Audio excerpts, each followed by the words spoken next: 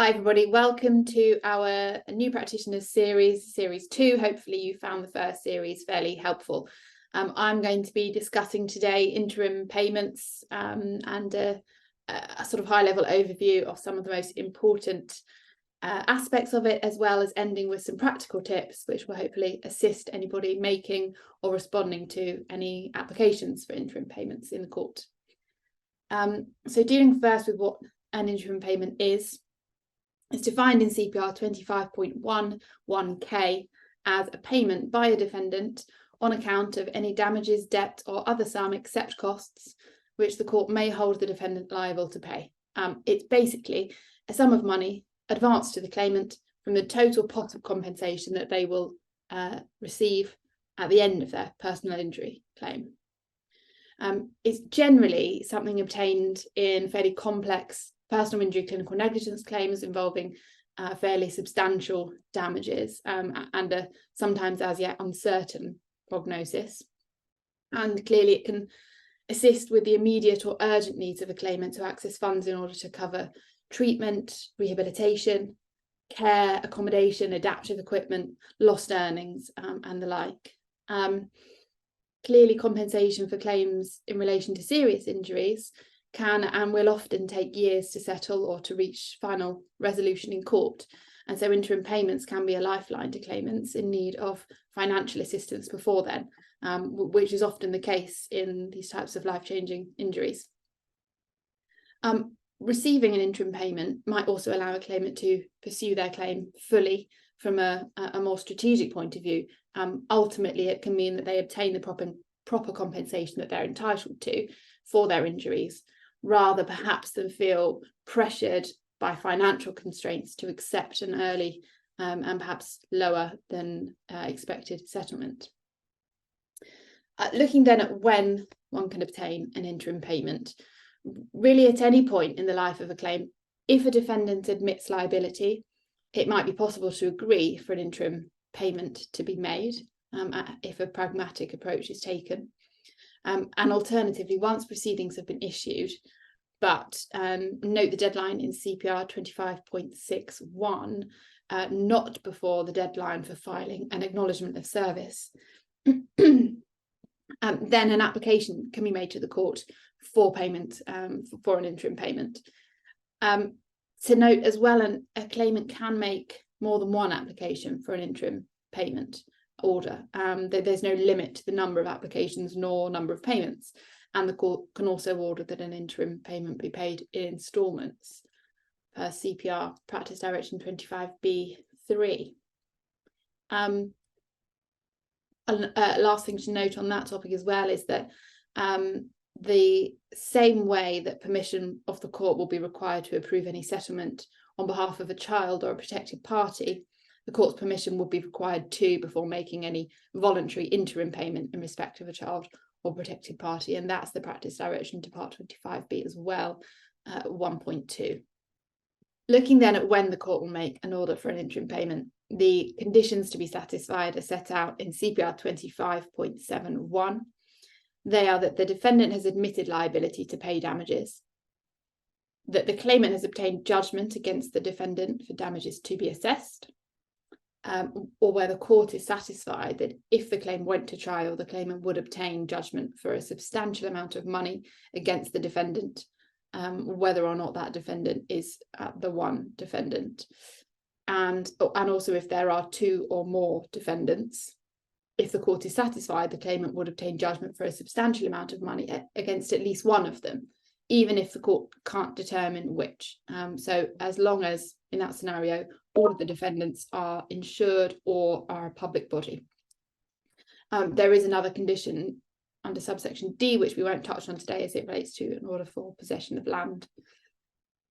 A application for an interim payment of damages has to be supported by evidence dealing with a number of matters set out in the practice direction to Part 25B 2.1.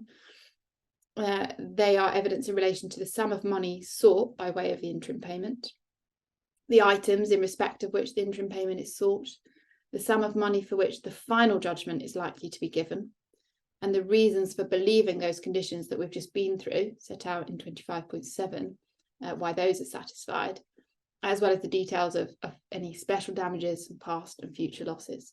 And case law, which we will turn to shortly, makes it clear that particularly cogent evidence will be expected and required in respect of particular applications, in particular applications involving significant sums in relation to needing properties, adaptations and care and the like.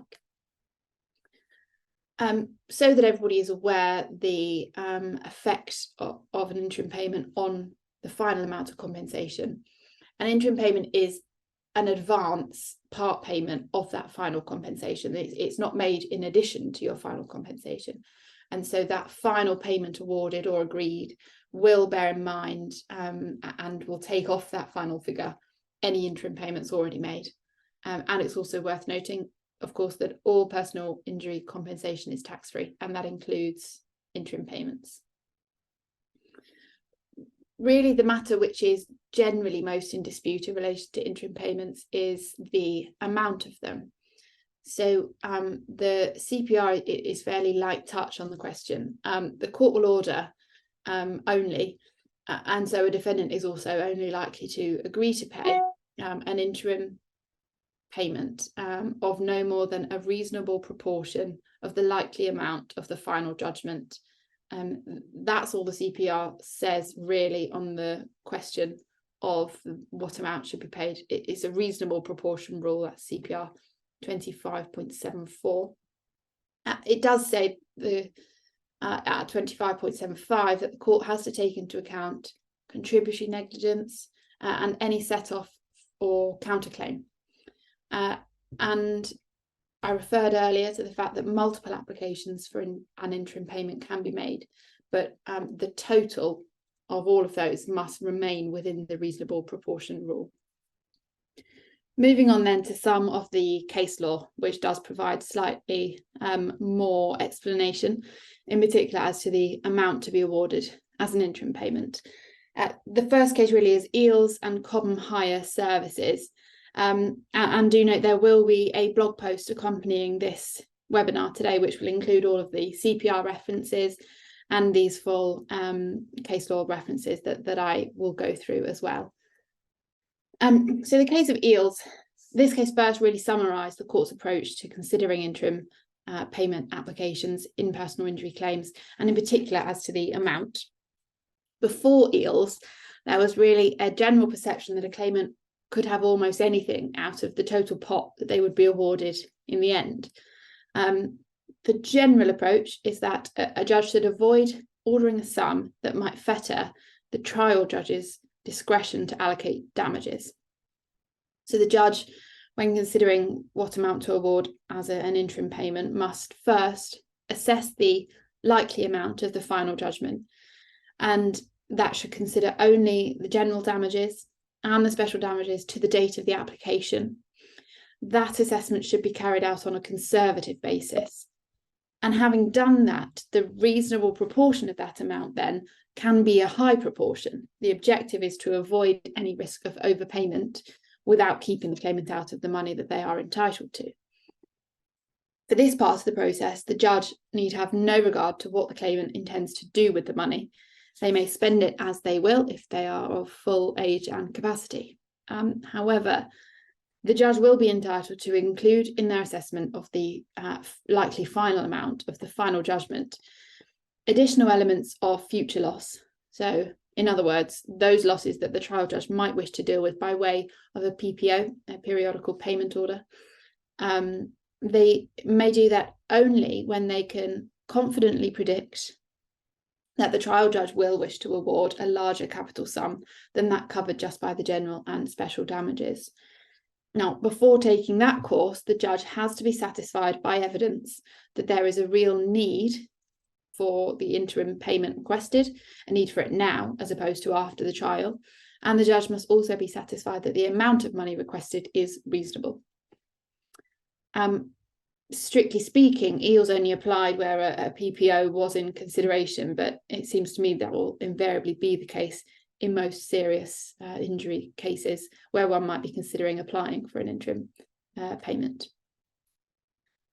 In relation to what constitutes a high proportion of the amount. Two cases, Harry Brown and Guy's and St Thomas's, as well as AC and St George's Healthcare NHS Trust. In both of those cases, as well as some others, 90% of the capitalised sum was said to be a reasonable proportion. So really it can be a fairly high proportion, and that is done on the basis has been approached cautiously. The next case to look at then is PAL, Pal, a child, and Davidson and others. This is a case from just 2021 in which Mrs. Justice Yip reviewed EELS and gave some further guidance as to the principles to be considered in an application for an interim payment. And that's particularly where a final settlement might include, again, as we have discussed, a PPO. Mrs. Justice Yip effectively set out a two-stage test. The test is really the same as was set out in EELS, but it's a useful and perhaps a more clear reminder of the approach to take in respect of interim payments. So the first stage is to assess the likely amount of any final judgment, leaving out any future losses that might be dealt with by way of PPO, and to have no regard in stage one to what the claimant intends to do with the money. This includes losses that would accrue between the date of the application and the trial, so not just up to the date of the application. Stage two then is about the court being satisfied that there is a real need for the interim payment and that the sum requested is both reasonable and reasonably necessary now. This case, Powell and Davidson, highlights the importance of a claimant serving clear evidence to support what they propose to use their interim funds for and why, in order for the court to find it reasonably necessary. Also, it confirmed it's not for the court to determine the suitability of a particular property that the claimant might wish to buy, but to look at the need for the purchase itself and the reasonableness of the proposed amount of expenditure. In relation to the defendant's evidence in response, two cases we'll look at briefly here are Smith and Bailey, which set out that a defendant won't be able to defeat an application for an interim payment by simply stating that there might be a finding of contributing negligence. The court will require proper evidence in order to back up that assertion. And in a similar vein, the case of Seller, Elliott and Howling, in that case, it was confirmed that if a defendant advances a positive case on causation, they will need to serve evidence in support of that case for the interim payment hearing. The judge will make their decision on the basis of the evidence before them. So if a defendant fails to serve that evidence and there's nothing else to undermine the claimant's evidence, well then the decision will be made on that basis. Finishing up with some practical tips when dealing with interim payment applications in reality are to think of the interim payment stage as a case within a case. Really, the case law has shown that the quality of preparation and of the evidence will determine the outcome. And when I say evidence, I refer both to lay and expert evidence. It's also clear one should start thinking about interim payments at a very early stage, certainly well before the needs in relation to this particular claimant might become desperate. One should also consider whether the best strategy for the case is to seek a substantial interim payment or alternatively to expedite trial. For example, that might be more appropriate where there is a real dispute over how accommodation should be managed, or where there's a split liability. Really expediting trial might be a preferred option. It's also important to engage with the defendant as to what evidence will need to be produced to allay concerns about making an interim payment, and if one can be agreed rather than an application having to be made, clearly that's preferred. And a very helpful practical tip which comes out of the case of Granger and Cooper. So as well as a claimant's full schedule, one should consider producing another schedule demonstrating a conservative estimate. It seems to me the court will largely ignore the claimant's best case schedule. And that's because the estimate for the final amount should be found conservatively. So the conservative schedule, referring to both sides' evidence, will give the court something other than just the defendant's counter schedule, which is at the very other end of the spectrum, something else to work from. And as I say, that was done in Granger and Cooper, and that case actually contains a useful example. In that case, the claimant used what they refer to as a valuation table, with the figures from the schedule, claimant's schedule, the figures from the counter schedule from the defendant, and then a further column with their conservative valuation, which included some commentary outlining why that figure was arrived at. And it seems to me that would be a very sensible and helpful approach for any claimant in making an application for an interim payment. As I say, do have a look at the blog post which will accompany this webinar for reference to all of those cases and CPR references, and do have a listen in to our other webinars on the New Practitioners series too.